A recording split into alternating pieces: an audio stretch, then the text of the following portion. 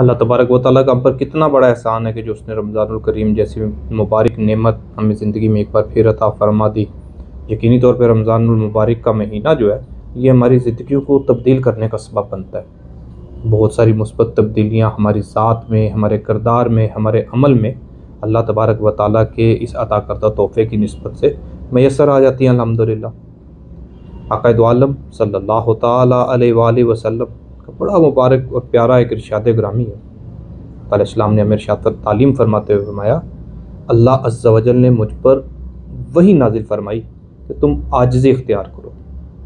یہاں تک کہ تم میں سے کوئی کسی پر فخر نہ کرے، کوئی کسی پر ظلم نہ کرے۔ یقینی طور پہ رمضان المبارک کی یہ مبارک ساعتیں روزہ کی روح اس بات پر اکساتی ہے اور انسان کو اس بات پر لے کر آگے چلتی ہے کہ ہم اپنی طبیعت میں عاجزی و انکساری پیدا کریں۔ عاجزی ایسی بلند روی ہے جو انسان کی روح کو پاک کر دیتی ہے، کردار کو خوبصورت بناتی ہے اور ایسا معاشرہ تشکیل دینے میں معاون ہوتی ہے جو محبت و ہم آہنگی سے بھرپور، تعصب، برتری، ناانصافی کی بیماریوں سے پاک ہوتا ہے۔ عاجز شخص دنیا و آخرت میں بلند مقام پاتا ہے۔ اللہ تعالیٰ کے آخری نبی حضرت محمد مصطفیٰ احمد مجتبیٰ صلی اللہ تعالیٰ علیہ وآلہ وسلم کا فرمان مبارک ہے، جو شخص اللہ عز و جل کے لیے عاجزی اختیار کرتا ہے اللہ تعالیٰ اس کو بلندیوں سے نوازتا ہے۔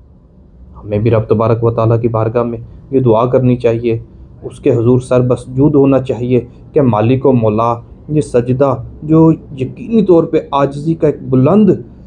علامت ہے، اظہار ہے، ہمیں ہمارے دلوں کو اپنی بارگاہ میں اسی طرح جھکے رہنے کی توفیق عطا فرما،